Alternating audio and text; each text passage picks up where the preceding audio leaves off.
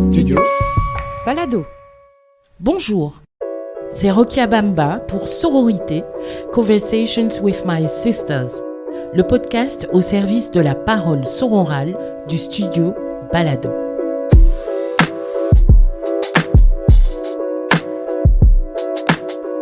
Une fois par mois, je vous invite dans mon podcast Talk Show à découvrir deux femmes flamboyantes, deux femmes engagées dans la cité, deux femmes artistes. Ce soir, mes sisters, Julie et Lisette Lombé. Bonsoir. Bonsoir. Le podcast est enregistré en public dans des lieux culturels bruxellois. Nous sommes ce soir à la Maison de la Création de Laken, centre culturel de Bruxelles-Nord, sur son site de l'ancienne gare qui vient d'être rénové. Cet espace magnifique permet d'offrir au quartier et aux habitantes une plateforme de transmission, de rencontres et de création. Merci à toute l'équipe de nous accueillir et merci au public de nous accompagner. Rokia Bamba, Sororité, Conversations with My Sisters. Bonsoir Julie Lombé. Oui, moi c'est l'autre. Bonsoir Rokia. Bonsoir Lisette Lombé. Bonsoir Rokia. Ça va pas être évident. Julie Lombé est une boosteuse. Le savoir-être et l'être ensemble sont ses dadas. Autrice conférencière, artiste engagée et membre du collectif El Slam, animatrice d'ateliers d'écriture et de masterclass dont la spécialité est le Kassala, art oratoire du Congo-Kinshasa dont elle est originaire. Julie Lombé est oratrice sur les thématiques liées à l'entrepreneuriat, à l'empowerment et à la qualité de vie au travail. Julie Lombé place l'ouverture d'esprit et l'accompagnement de l'humain au cœur de ses métiers. Elle remporte le prix littéraire Parole urbaine de la communauté française de Belgique en 2019 et finaliste du championnat européen de slam en 2020 en Slovénie. Lisette Lombé passe frontières. Lisette Lombé s'anime à travers des pratiques poétiques, scéniques, plastiques, militantes et pédagogiques. Ces espaces d'écriture et de lutte s'appuient sur sa propre chair métissée, son parcours de femme, de mère, d'enseignante. En dérive, des collages, des performances, des livres et des ateliers, passeurs de rage et d'héros. Cofondatrice du collectif El Slam, elle a été récompensée en 2017 en tant que citoyenne d'honneur de la ville de Liège pour sa démarche d'artiste, d'artiviste et d'ambassadrice du slam aux quatre coins de la francophonie. En 2020, elle a reçu un Golden Afro Artistic Award pour son roman Vénus Poetica et le prix Grenade RTBF pour son recueil Brûler, brûler, brûler.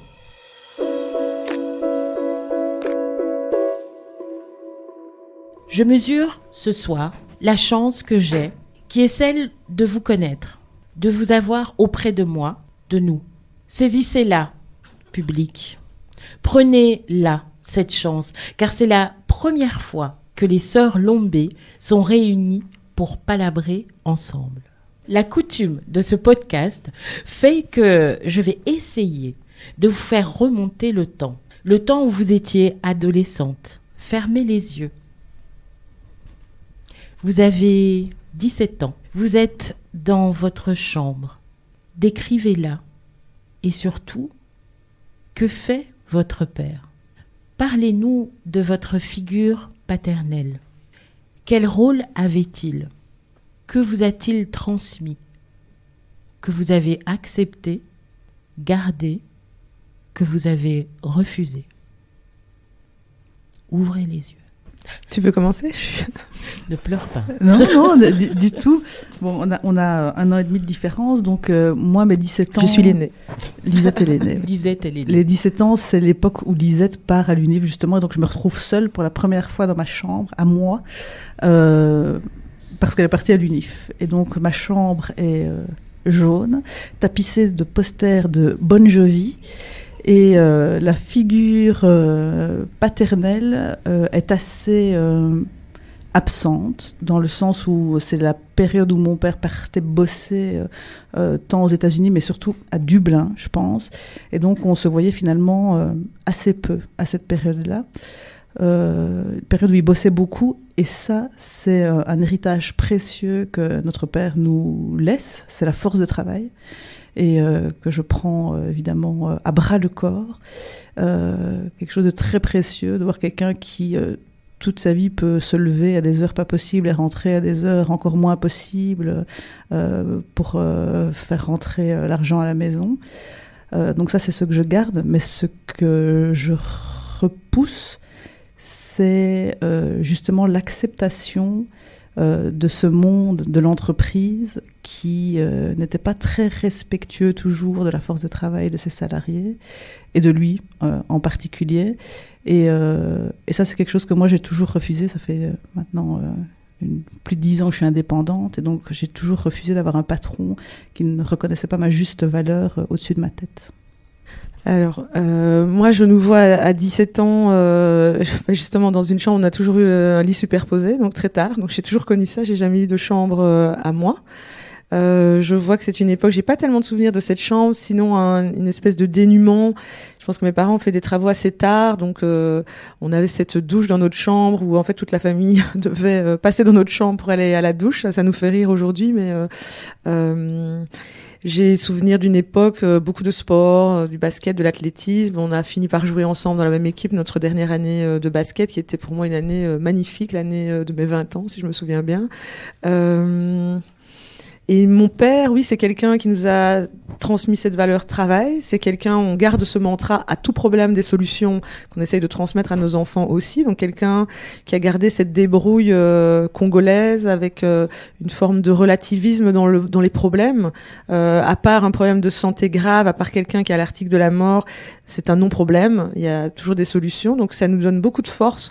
On a une force de rebond, c'est-à-dire qu'on peut pleurer le matin et puis 2 heures après on s'appelle en disant bon ok, on est sur autre chose. Voilà, je pense que cette valeur travail, c'est quelque chose qui, vous voyez, en cas de tristesse ou en cas de coup dur, ça se règle par le travail. Donc on est quand même des très grosses bosseuses. Et ça vient et de mon père et de ma mère, parce qu'ils ont quand même dû, rentrant du Congo, reprendre des équivalences de diplôme. Ma mère aussi, ayant arrêté ses études, reprendre ensemble une équivalence de diplôme. Donc leur couple, c'est quand même la rencontre de 2 forces de travail, plus ce côté des gens qui viennent de la migration, qui veulent que leurs enfants aient des diplômes, qui veulent mieux pour leurs enfants. Enfin voilà, il y a tout le parcours d'intégration. Et je pense qu'à contrario, ce que je ne retiens pas, ce que je voudrais pas de mon père, mais malheureusement je me suis un peu engagée quand même dans cette voie, c'est cette question du couple, en tout cas du couple amoureux, du couple un peu mythologique, du couple romantique, etc. On n'a pas eu cette vision-là du couple quand on était enfant. Donc on a eu effectivement 2 travailleurs, on a eu effectivement 2 parents extrêmement aimants, d'un amour inconditionnel, qui, quels que soient nos choix, ils étaient derrière nous. Total support, voilà. toujours. Mais donc ça nous donne une force intérieure terrible. Mais par contre, on n'a pas vu devant nous un couple amoureux. On a vu un couple comme beaucoup de gens de leur génération, ou beaucoup de gens dans un couple mixte, qui dure dans le temps, qui ne se sépare pas, malgré. Voilà. Et ça, c'est quelque chose que je peux pas garder. Comment ça? Tu peux pas garder? Ben, on se construit dans le sens ou contre. Donc voilà, moi je suis quelqu'un de passionné, je suis quelqu'un, je pense, qui a eu cet héritage un peu d'amour-passion, romantisme, etc. Alors je dis je peux pas garder. Aujourd'hui, à 44 ans, je ne peux pas garder. Mais par contre, je pense que j'ai vraiment du coup eu le modèle très longtemps où on ne se sépare pas. On est de famille, on ne se sépare pas. Mes oncles congolais, etc. On ne se sépare pas. Donc les gens restent, se retrouvent sur d'autres valeurs, sur les enfants, sur la famille, etc. Ben, alors aujourd'hui, donc du coup, à mon âge, c'est quelque chose que je ne veux plus de ça.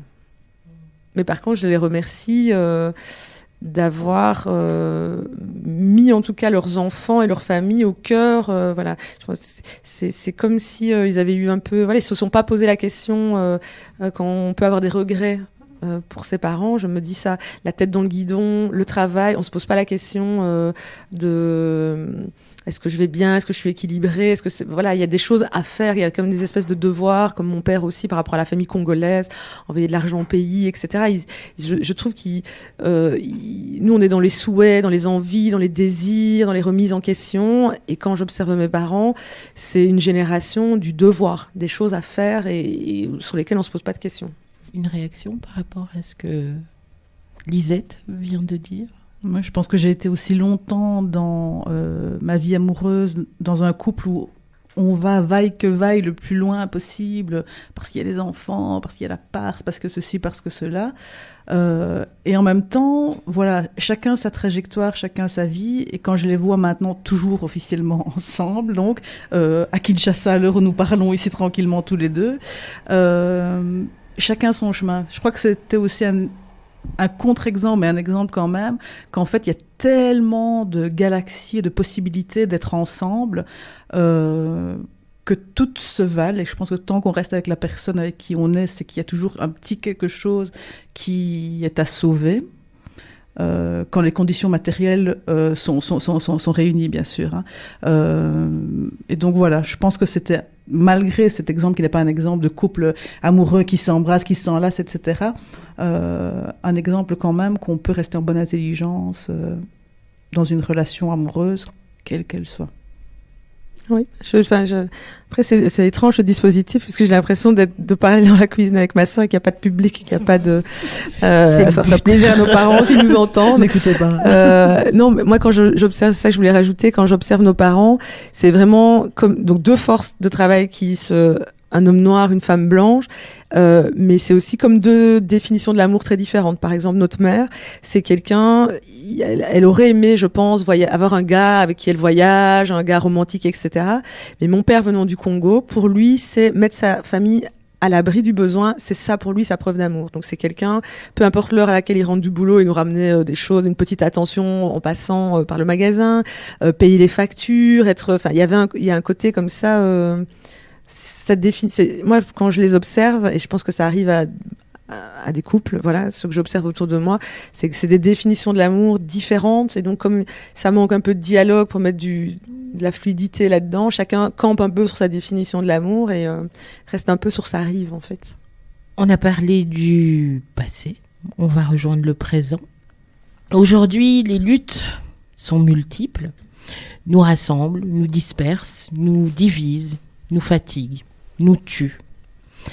Aujourd'hui, je cite Bell Hooks, un extrait de Ne suis-je pas une femme, femme noire et féministe. Aujourd'hui, de nombreuses femmes noires refusent de reconnaître qu'elles ont beaucoup à gagner de la lutte féministe. Elles ont peur du féminisme. Elles se sont tenues immobiles pendant si longtemps qu'elles ont peur de bouger. Elles ont peur du changement. Elles ont peur de perdre le peu qu'elles ont.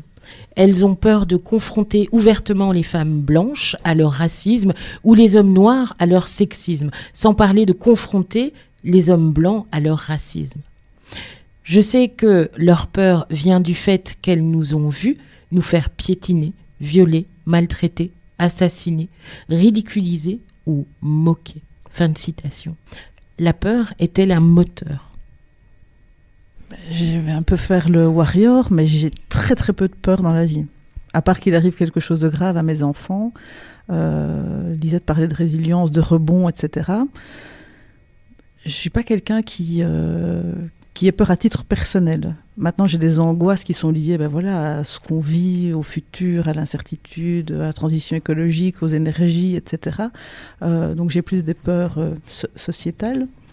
Mais moi, à titre personnel, je pense avoir les épaules et les fesses assez larges que pour pouvoir assumer beaucoup de choses. Et donc la peur est un sentiment qui m'habite extrêmement rarement.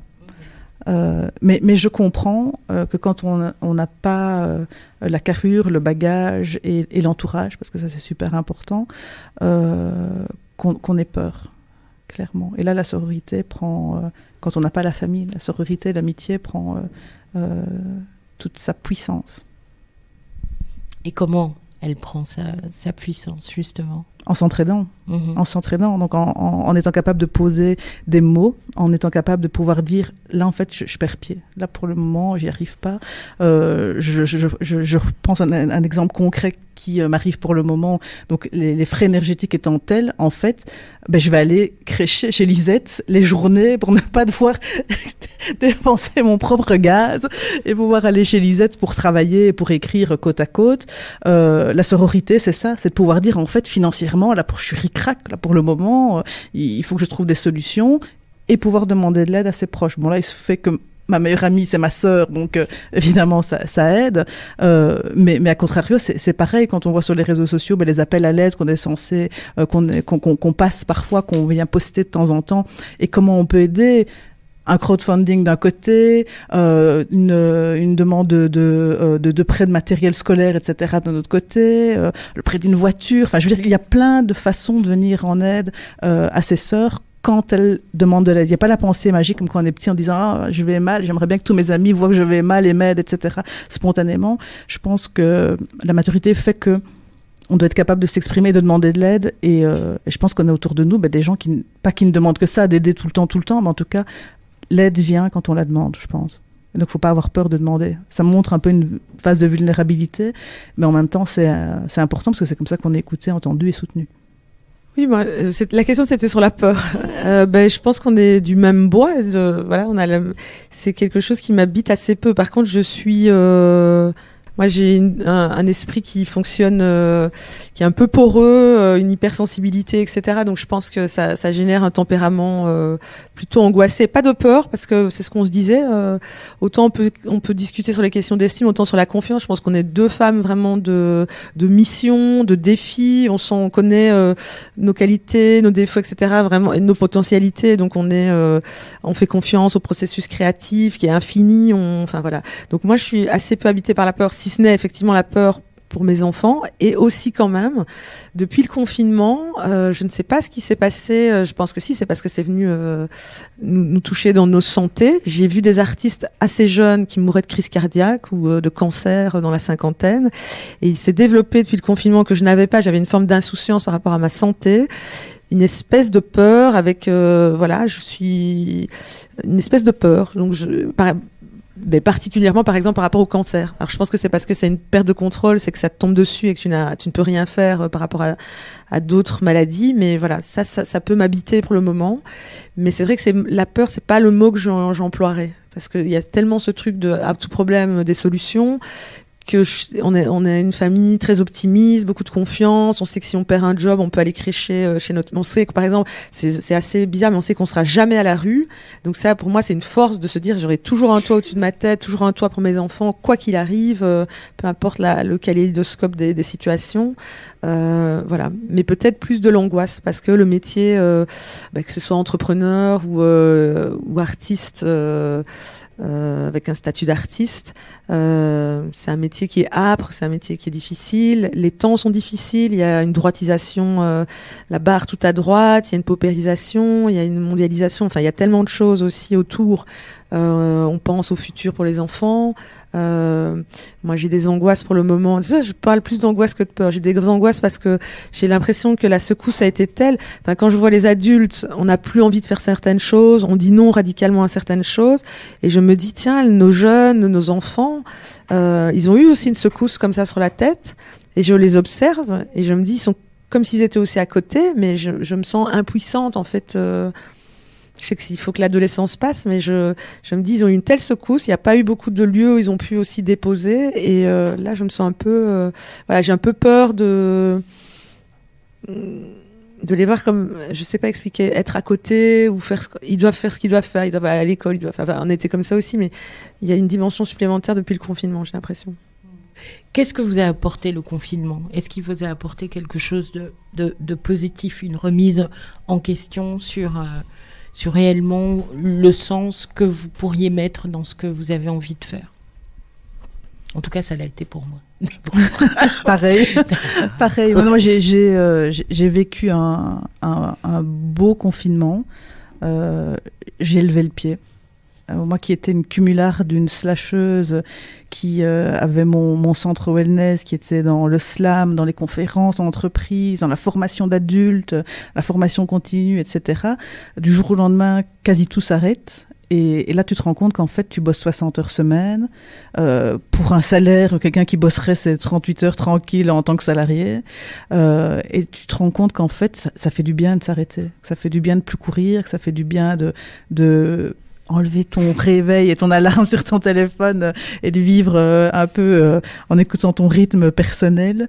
Ça fait du bien. Ça m'a permis de rencontrer mon compagnon actuel parce qu'on avait plein de temps. On avait plein de temps pour se découvrir, pour parler, etc., pour écrire. Voilà, là, c'était vraiment le confinement qui m'a fait dire, ben voilà, ma prochaine vie maintenant, c'est l'écriture. C'est l'écriture et c'est l'artistique. Donc le confinement, en ce sens-là, c'était bien. À partir du 2e mois. Le 1er mois, comme mon métier de base, c'est le toucher. J'ai un centre, un spa, et donc je masse 6 heures par jour des gens. Donc du jour au lendemain, tu peux plus toucher les gens, t'as plus de peau, t'as plus de contact, t'as plus rien. Ça, c'était un peu compliqué. Le fait d'avoir la distanciation sociale, de plus toucher. Bon, on a des parents hippies, donc ils acceptent encore de nous voir. Mais voilà, des gens qui, même leurs parents étaient mis un peu à l'index, en quarantaine, etc. Ça, c'était un peu compliqué. Après, nous, on allait marcher quasi tous les jours, finalement. Donc, on n'a pas vraiment perdu le contact avec Lise. Mais le confinement n'était pas, à part peut-être financièrement, catastrophique. J'ai pas eu de soucis de santé du tout. Et nos proches ont relativement été épargnés. Relativement. Et la reprise, comment ? T'inquiète, hein, je reviens vers toi. Et la reprise, c'est faite naturellement ou avec des choix ? En 2 temps. La première étape, ça a été de me dire, maintenant, je réouvre toutes les vannes parce qu'il faut faire rentrer du cash, donc je refais tout, comme avant que le confinement ne passe par là. Et en même temps, je pense que d'avoir été tellement tenue à l'écart du pot à pot, mon agenda n'a jamais été aussi rempli après le confinement qu'il ne l'était avant. Donc j'ai eu du travail, en veux-tu, en voilà. Au niveau artistique aussi, tout ce qui était reporté, c'était réadditionné. Donc voilà, les contrats pleuvaient un petit peu à gauche, à droite. Donc ça, c'était bien aussi.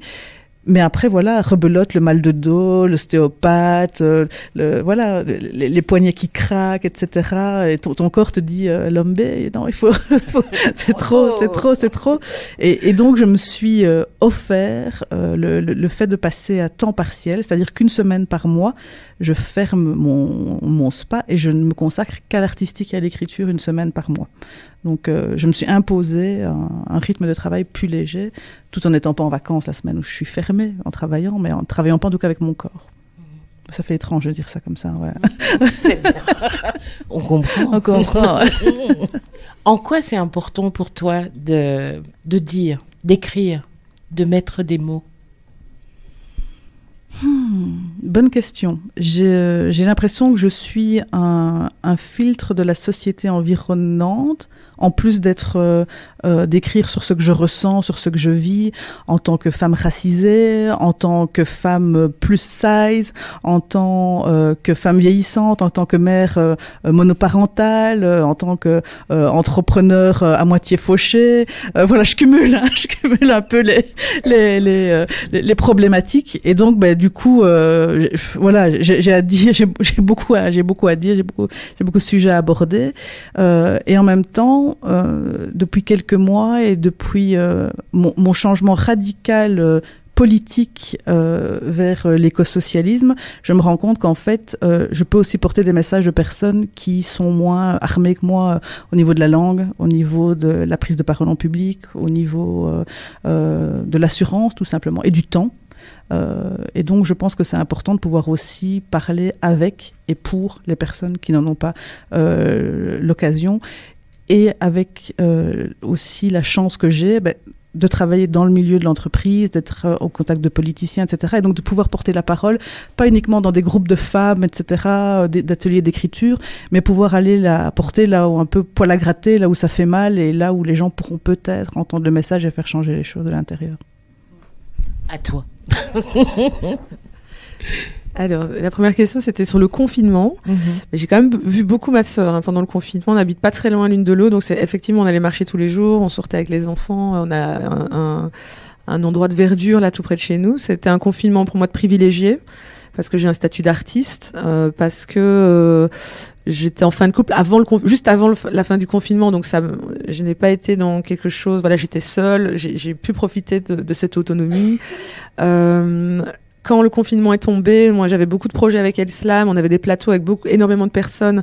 Donc il y a eu d'abord comme un hamster qui continue à tourner dans sa roue, il faut annuler tout. Enfin, ça a été quand même une secousse avec toutes les dates qui tombent et avec un peu de peur au départ parce qu'on sait pas ce qui va se passer.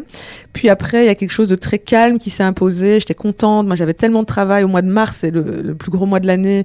J'ai eu une espèce de respiration. J'ai retrouvé simplement d'arroser les plantes tranquillement. Les plantes n'ont jamais été aussi donc ça veut dire que je prenais du temps et que j'étais en amour avec ces plantes et que j'avais vraiment du temps. Les enfants aussi, ils ont géré de manière magnifique. On a retrouvé notre rythme. La marmotte qui se levait à son aise, l'autre qui allait faire du foot, un qui faisait ses devoirs, ou l'une qui faisait ses devoirs. Le rythme, on a gardé ça, c'est-à-dire qu'on n'est pas obligé de manger à la même heure, on n'est pas obligé de se lever à la même heure.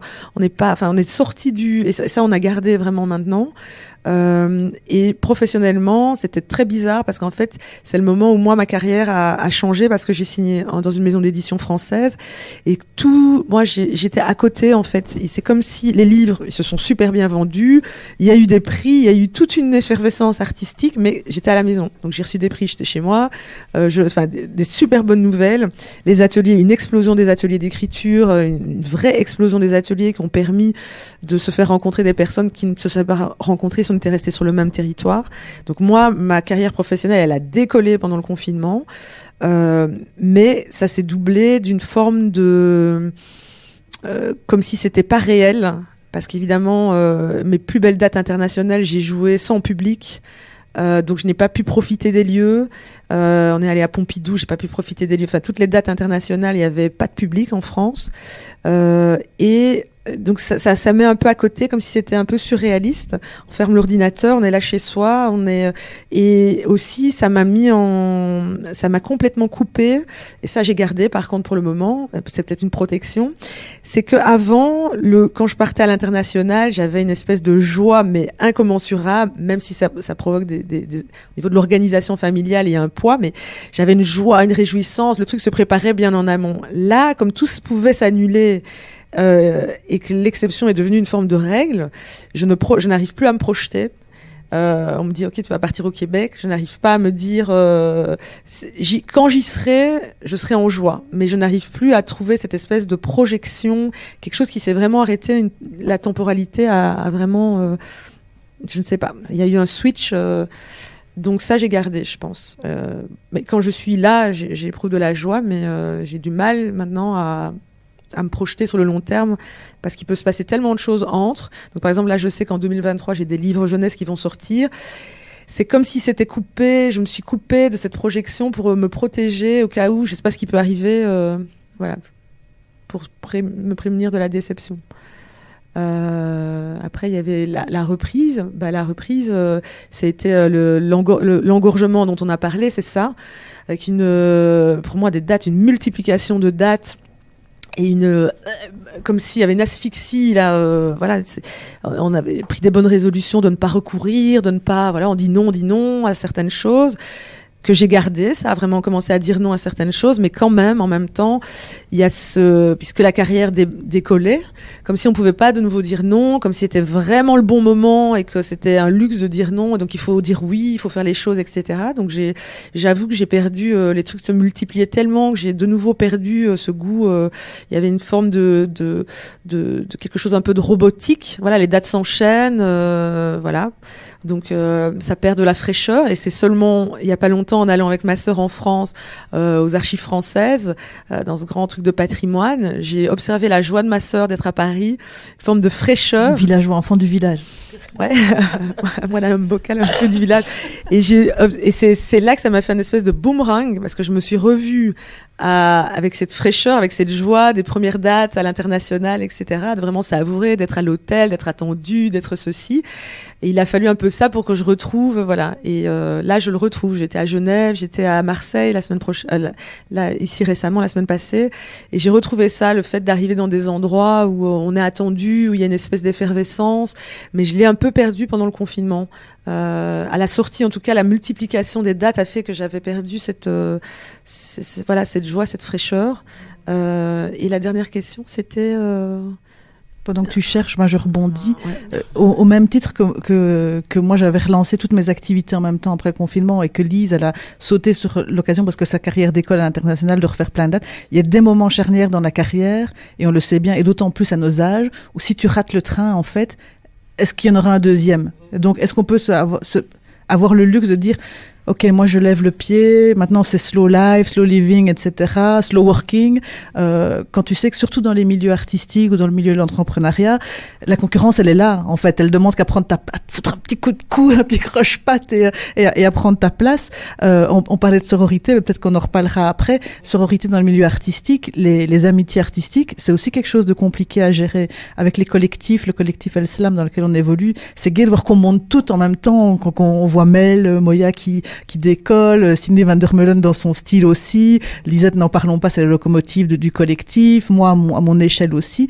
C'est gai d'avoir cette effervescence et de se dire c'est maintenant, en fait, c'est vraiment maintenant qu'il faut le faire, comme on a pas le vent en poupe, mais la spirale positive en tout cas qui est là, et catch the wave, comme on dit, il y a des moments en fait où même si tu sais que ton corps il est fatigué, même si tu sais que ton corps c'est un peu la misère, même si tu sais que ton organisation familiale ça va être la galère pour caser les gosses, etc., demander de l'aide, etc., il y a des moments où il faut le faire, en fait. C'est vraiment important.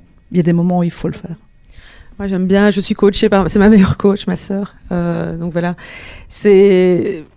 on n'a pas les mêmes énergies. Après on a des énergies très bon, ce qu'on a en commun, c'est une créativité. On a des grosses poussées créatives. Donc, par exemple, ma sœur, j'adore. Elle peut me donner une idée, et puis le lendemain, elle me dit c'est fait, c'est écrit. Voilà, j'ai pondu le bazar, c'est fait. Donc ça, c'est. Mais par contre, c'est vrai que j'aime bien être coachée et d'entendre ça, par exemple, de me dire quelque chose un peu. Tu te décomplexes d'un certain fonctionnement. C'est-à-dire, par exemple, ma sœur, elle me coach là-dessus. Elle dit oui, tu peux être fatigué, mais il y a un temps. Tu vas te reposer après. On fait les choses maintenant. Je sais que ma sœur m'a décomplexée aussi par rapport à l'argent. En me disant, tout travail mérite salaire. Donc, à un moment donné, quand tu commences à gagner plus d'argent, oui, tu peux craquer ton cachet en plein de personnes du collectif, mais peut-être qu'à un moment donné, tu peux te dire avec ça, je vais le garder pour moi, je vais monter toute seule sur cette scène, prendre la parole 1 heure et voilà, garder cet argent. Je pense que c'est des conseils comme ça. Nous, par exemple, même avec la poétesse Joëlle Sambi, on s'appelle très souvent, ma sœur, alors là, tous les jours, on se fait un coaching, et je pense que c'est à ce prix-là qu'on est là où on est. Avec le collectif, de se redire les mantras, ta lumière ne me fait pas ombrage, cela n'a pas de sens, et d'essayer alors qu'on est traversé par là, et aussi une grande lucidité, de pouvoir se dire, bon, on se regarde dans la glace. Qu'en est-il des questions d'ego? Qu'en est-il? Quel est mon rapport à l'argent? Quel est mon rapport à la reconnaissance et la frustration qui va avec? Qu'est-ce qui se passe à l'intérieur de moi quand je vois quelqu'un qui a une actualité artistique et que moi, mon roman est dans les limbes, etc., et que je vois les gens qui commencent à sortir des romans? Quand quelqu'un est mis dans la lumière, donc on discute de ça, on se redit ensemble la créativité, il y a des up and down, il y a des ressacs, mais c'est quelque chose qui va revenir, donc il faut accepter que on a des ressacs et puis après ça va revenir, donc pas de panique avec ça, que effectivement il y a il y en a qui sont mis dans la lumière, d'autres pas, mais que tu vas avoir ton temps, que le travail c'est quotidien, que le métier artistique c'est comme moi, c'est comme si je travaillais dans l'Horeca ou infirmière. C'est un métier, c'est un artisanat, c'est le métier chaque jour, et c'est pas quelque chose. On n'a pas nous un truc mythique, un truc une espèce d'inspiration céleste. Voilà, c'est du taf, c'est des heures. C'est 8 heures par jour. Voilà, c'est 8 heures par jour. C'est comme quelqu'un qui fait un 8-17, ça ne peut pas être moins que quelqu'un qui fait un 8-17. Donc ça nous donne beaucoup de puissance parce qu'en fait, on se connecte aux travailleurs. Et donc aux travailleurs, même si administrativement, on nous dit qu'on est enfin, moi, en tout cas, on me dit que je suis une chômeuse, mais on se connecte à ça et je pense que la force est dans El Slam, mais aussi entre nous, c'est de pouvoir quotidiennement parler de ça. Et ma sœur, elle m'a appris à demander de l'aide, ce que je ne faisais pas. Elle m'a appris que je pouvais être triste, que je pouvais pleurer, ce que je ne... Pour moi, c'était peut-être culturellement, enfin bon, bref. Et je trouve que ça, c'est une force que je souhaite vraiment, parce que pour le métier artistique, c'est difficile, c'est âpre, c'est quelque chose d'aléatoire. Qu'est-ce qui fait qu'à un moment donné, ça décolle, et puis que d'autres qui ont les mêmes qualités, le même courage, la même... voilà, qu'est-ce qui fait après que ça se rétracte, et puis que on met quelqu'un d'autre. Voilà, comment rester aussi... Nous, on se pose toutes ces questions-là dans El Slam. On avance en âge, on ne vient pas de la sphère, on est autodidacte, on ne vient pas de la sphère artistique. Qu'est-ce qui va se passer pour nous? Ça veut dire, on sait qu'on s'est engagé dans une voie, on va devoir travailler au finish. On n'a pas envie de terminer ni pauvre, donc qu'est-ce qu'on met en place? Ni folle, donc qu'est-ce qu'on met en place? Ni avec des graves maladies, qu'est-ce qu'on met en place? Ni alcoolique, ni célibataire, parce qu'on est féministe, etc. Donc qu'est-ce qu'on met en place pour déjà s'assurer une fin de vie digne? On sait qu'on revient... Et douce. On sait qu'on revient de burn-out, on sait que le corps a déjà cramé, qu'on garde des séquelles du burn-out. Donc comment est-ce qu'on se ménage, comment est-ce qu'on ménage la monture pour ne pas, parce qu'on va vers les lignes rouges bien souvent, voilà, comment voilà, c'est toutes ces questions-là pour moi qui je pense que ce ne serait pas possible, en plus de ça aussi, d'avoir que la charge retombe sur d'autres personnes, parce que si ma mère ne gardait pas nos enfants, en tant que femme ça c'est impossible, hein, d'avoir une carrière artistique. Donc c'est tout ce truc-là qui fait qu'on est là, plus la force vraiment de la famille, qui fait qu'on peut faire ce qu'on fait de la manière dont on le fait, j'ai l'impression. Nous allons maintenant écouter un texte de Julie Lombé, suivi d'un texte de sa sœur Lisette Lombé. C'est fou comme il pleut chez vous. Hier, j'étais là, tapis sous la pluie, et j'attendais un bus qui n'arrivait pas. J'écoutais les gouttes tomber en toupie, tout en ayant froid, et ça faisait comme un chant sur les baleines de mon parapluie océan. En face, il y avait cette femme qui remplissait sa charrette avec une tonne de bouteilles vides, de canettes. Les flaques lui montaient jusqu'à mi-collant et la pluie tombait sur ses longs cheveux blancs. Sur la route entre nous passait de gros 4x4. Un mec sur une affiche vendait des villas 4 façades. Chez Tim Hortons, on servait le 40e café mousse. Des trucks déplaçaient une forêt de troncs de 400 pouces et les camions sous la flotte, ça éclabousse. C'est donc à ça que ça ressemble, le ruissellement, donner toujours plus d'argent aux puissants et espérer qu'il en coule un peu sur nous, les passants, qu'ils vont ouvrir les vannes et nous rincer la gueule et fournir un travail à tous ceux qui le veulent, traversent la rue, qu'ils disent « Rêve pas, la seule chose qui coule, c'est un bain de sang, social, quand sabbat, katana, la lame libérale, on dégraisse, on tranche, on coupe, on saigne à blanc, boucherie, on nous abat sans étourdissement. Bon sang, ce bus, il arrive quand? Ma veste chaîne est détrempée par une pluie acide et la boucle est bouclée. Les ruisseaux font des rivières sans plus aucun poisson et les kinders de nos enfants contiennent sans surprise du poison. C'est ça, le ruissellement des reines qui pillent des siècles sur les 5 continents, des droits collectifs qu'on obtient au goutte à goutte, au fond de la mer, les réfugiés qu'on déboute, des inondations qui succèdent aux sécheresses, la fuite des capitaux qu'on lixe dans la presse, toujours plus de pauvres sur qui on met la focale, tandis que leur fric à eux s'évade au paradis fiscal, la main invisible du marché qui se caresse les bourses, ils squirtent des bénéfices jamais retenus à la source, et des youtubeurs débiles et des stades climatisés à Dubaï et les mamans solo à qui on ne renouvelle pas le bail, et on ose nous parler de méritocratie, de premier de cordée et de démocratie, et des forêts qui crament sur les côtes atlantiques, et des voitures électriques qui extractivent l'Afrique, et ce putain de bus qui n'arrive toujours pas, et moi qui attends comme une conne alors que c'est à 2 pas. Ah si, le v'là. Mais il y a toujours la vieille en face qui regarde vers moi. C'est fou comme il pleut chez vous. Il y a même de l'eau qui sort de ses yeux. Je pense que ce monde est devenu fou. Et moi aussi, un peu.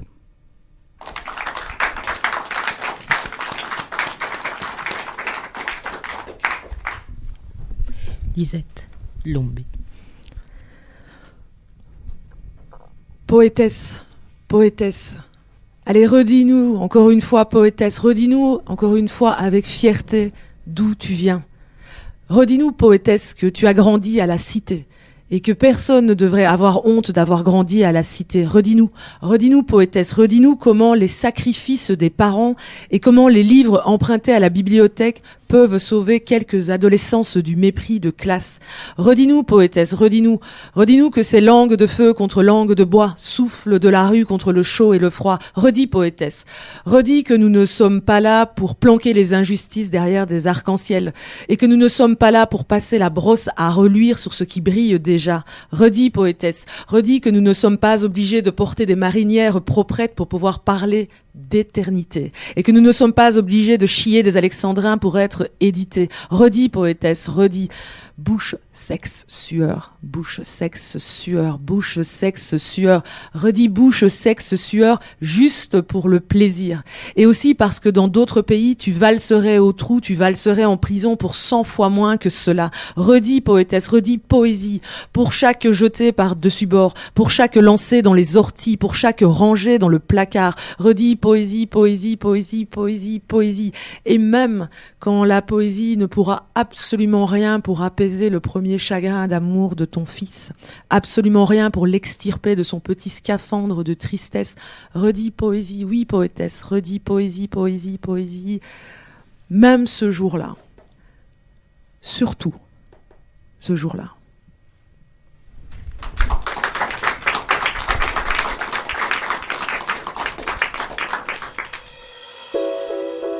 Vous écoutez Sororité, Conversation with My Sisters, un podcast de Rokia Bomba et du studio Balado. Merci au public chaleureux qui nous accompagne.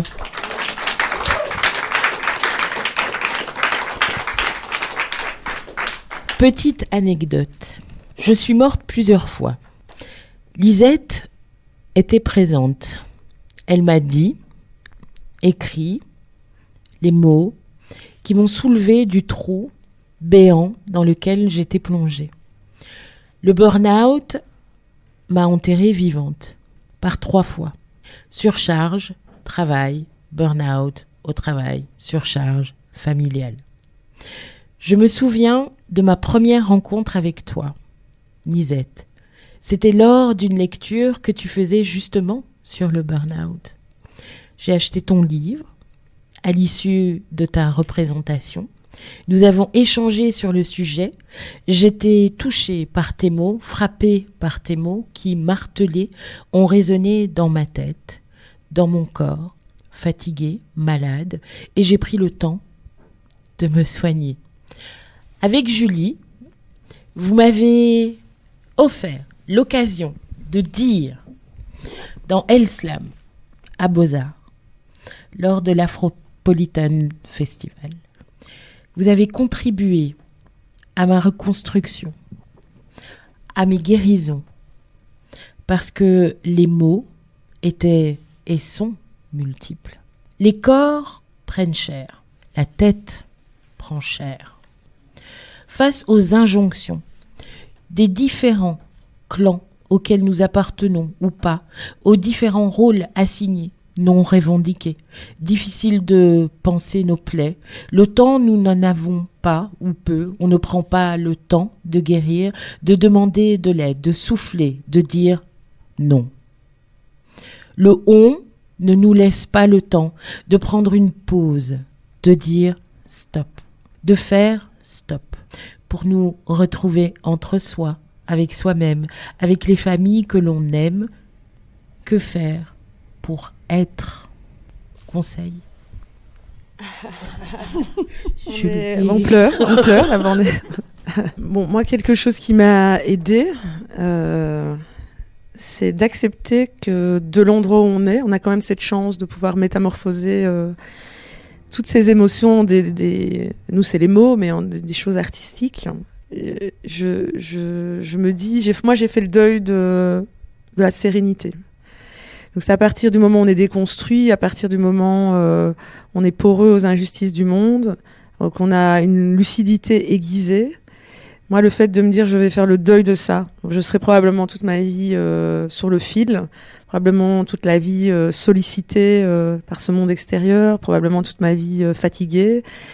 Donc, plutôt que d'essayer de lutter contre ça, c'est l'acceptation qu'on est à cet endroit-là, qu'il y a peut-être une mission de vie, qu'il y a peut-être quelque chose dans la transmission, qu'il y a peut-être quelque chose dans les sillons à creuser, qu'il y a peut-être quelque chose pour la génération d'après.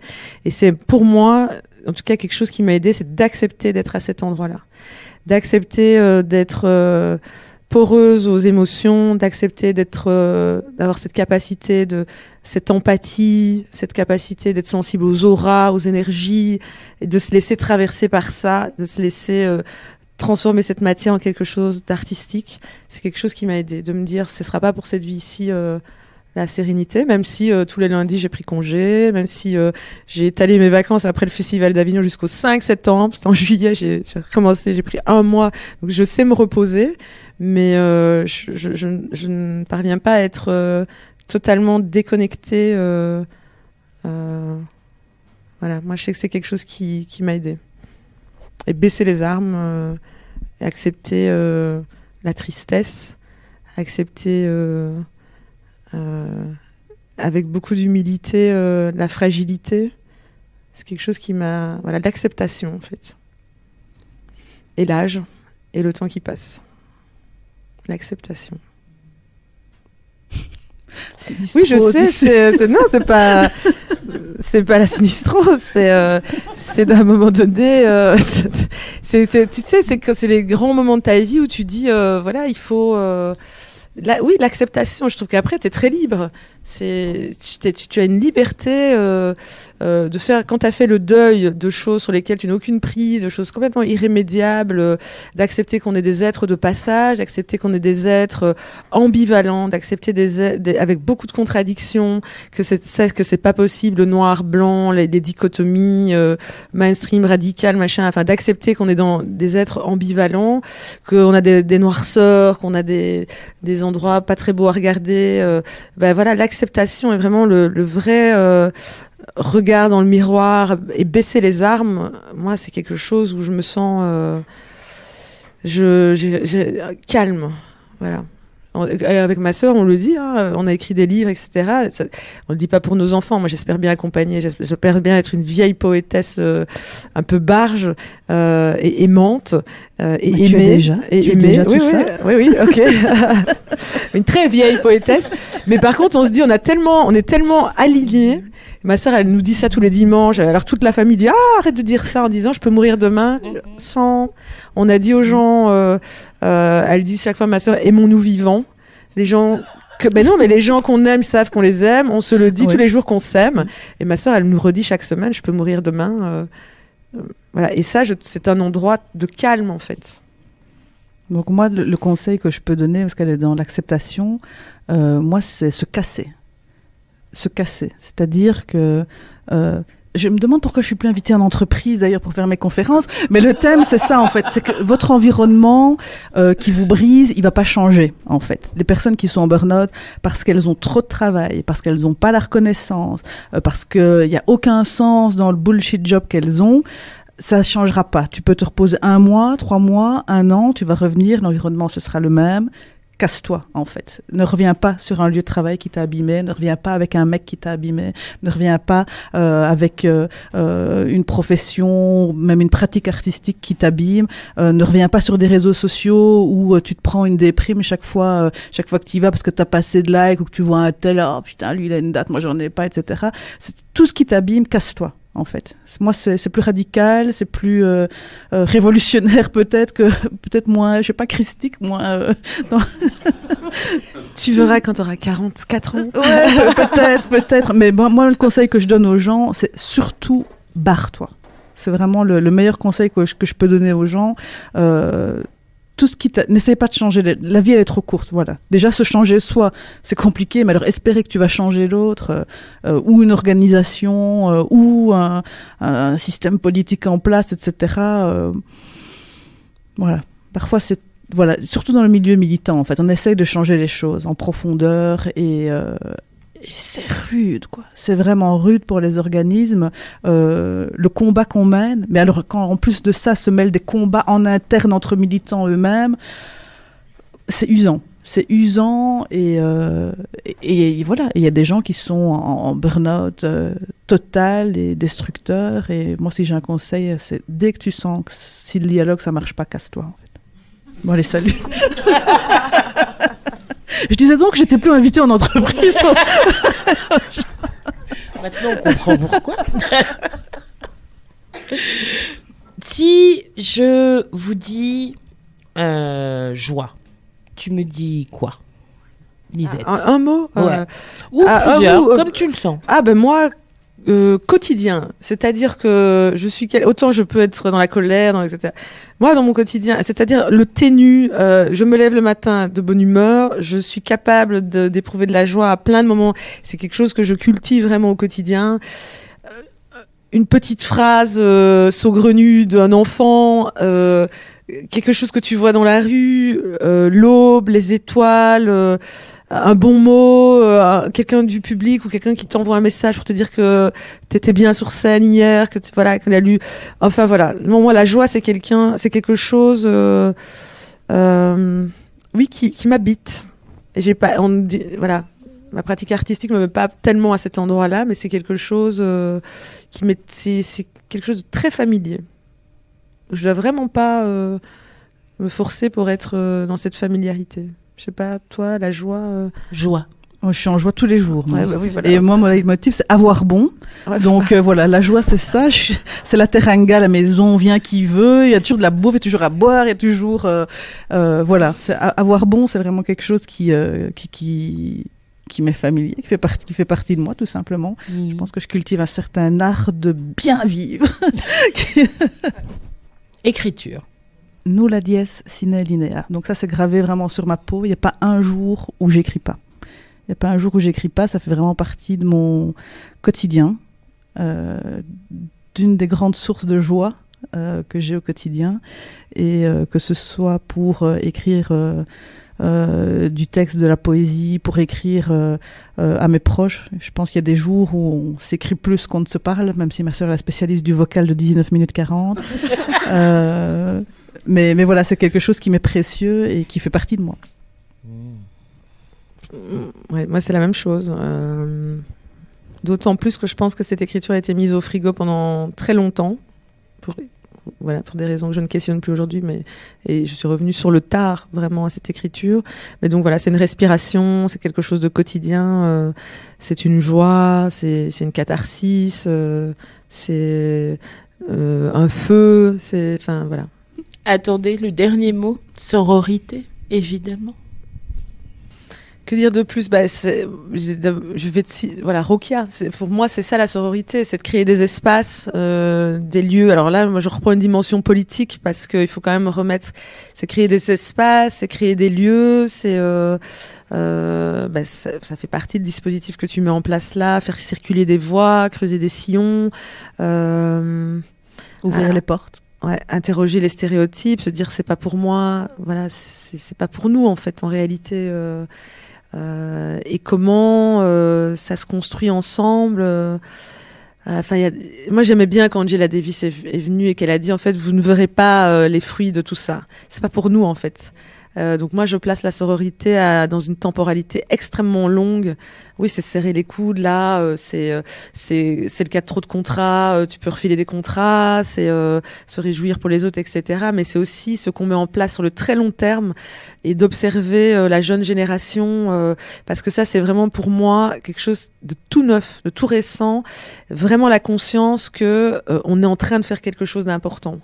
Moi j'étais sur une petite temporalité, donc tu fais tes trucs, oui les ateliers ça marche bien, oui tu vois qu'il y a plus de femmes sur les scènes slam, mais avec la venue d'Angela Davis et puis les discussions qui se font, de voir tout ce qui est mis en place, tout d'un coup c'est pas un truc christique, mystique ou je sais pas quoi, c'est vraiment ni une fourfanterie, c'est vraiment après El Slam là il y a 7 ans de dire waouh, avec fierté tout ce qu'on a fierté et humilité tout ce qu'on a mis en place, et d'avoir vraiment la conscience il est en train de se passer quelque chose et on est en train de faire quelque chose d'important si on maintient le cap et l'énergie et serrer les coudes, on est en train de faire quelque chose d'important en fait. Il y a des lignes qui sont en train de bouger. Quand tu vois une Joëlle Sambi au Théâtre National, quand tu vois les collectifs, quand tu vois tout ton travail aussi de travailler avec les archives, c'est quand même des lieux qui étaient complètement fermés. C'est vraiment pousser les portes, comme tu disais tout à l'heure, dépoussiérer des choses. Mais pour ça, il faut le nombre, il faut être à plusieurs. Ça ne peut pas se faire seul. Voilà, pour moi, c'est ça la sororité. C'est pour moi, il y a quelque chose qui est en train de se passer pour le moment. Et que si on est venu tard, si tu regardes la jeune génération, c'est ça qui est juste magnifique, c'est de voir que c'est de plus en plus tôt. Enfin, voilà, moi je suis. Je prends la métaphore de la cascade inversée, c'est-à-dire c'est non seulement la transmission qui vient comme ça par les générations, on s'inscrit dans un temps long, dans une belle histoire de femmes pionnières, de femmes qui ont pris des risques, de femmes audacieuses, mais aussi, et on fait ça pour la jeune génération, mais comme c'est en train de remonter, c'est la cascade inversée, c'est une transmission inversée où ils sont en train de nous envoyer des messages qui nous bousculent, qui nous travaillent et qui nous font nous métamorphoser aussi. C'est juste magnifique. Moi, peut-être pour être dans quelque chose d'un peu plus moins enthousiaste, sur un seul point, attention à ne pas confondre la sororité avec une espèce de boys club inversé ou sous couvert, oui, mais parce qu'on est des femmes, on doit être absolument solidaires sur chaque point et je pense que la sororité peut être à géométrie variable et qu'on peut se sentir très proche et très sœur d'une cause, d'une femme, d'un groupe de collectif, etc. et pas forcément à même équidistance en tout cas qu'avec un autre collectif, qu'avec une autre personne. Et parfois j'ai un peu peur que le terme sororité cache une espèce d'obligation d'aimer chacune des femmes qui sont à côté de nous, mais parfois c'est juste pas possible, donc je me raccroche, voilà, je garde ça en espèce de red flags ici dans mon esprit quand j'entends le mot sororité, parce qu'il faut pas non plus que ça aille toujours dans le même sens, parce que c'est gai d'ouvrir les portes, etc. Puis on se rend compte qu'en fait, on peut aussi être instrumentalisé, utilisé, manipulé, etc. Tokenisé carrément. Mais donc je me raccroche quand même aux propos de Lisette pour ne pas rester sur cette note un peu pas cynique, mais en tout cas point d'attention. Mais la sororité, c'est beau. C'est ce qui nous réunit là toutes les trois autour de toi. Oui, et j'aime bien qu'on l'utilise. Enfin, il faut l'assumer parce que... Ah, pardon pour le ton. Parce que tu vois, c'est vrai que aussi, tu aurais pu dire adelphité à la place de sororité, mais c'est vrai que ça nous inscrit à un endroit. Je sais pas si c'est notre âge, si c'est notre... J'aime bien ce mot quand même. Il dit beaucoup, tu sais, quand nous au Congo on dit des tantines, quand on dit voilà, il y a des mots comme ça. Les daronnes. Les badass. Voilà quoi. La famille. Merci Rokia. Merci du fond du cœur. Merci Julie. Merci Lisette. Lombé. Les Lombés. D'avoir accepté mon invitation, notre invitation. C'était Sororité, Conversations with My Sisters, Julie et Lisette Lombé. Ce podcast a été enregistré en public à la Maison de la Création de Laken le 30 septembre 2022. Merci à mon producteur et réalisateur Michel-Ange Vinti, musique originale et mixage David Federman, production et administration Julien Barbier. Merci à toute l'équipe de la Maison de la Création de Laken, Marie Marchal et Arthur Pesnec. Ouais, j'y suis arrivée. Sororité est une production du studio Balado, association sans but lucratif. Vous pouvez visiter notre site www.studiobalado.com ou nous contacter via les réseaux sociaux et abonnez-vous à mon podcast sur votre plateforme d'écoute préférée. Merci au public présent et merci pour votre écoute. À bientôt.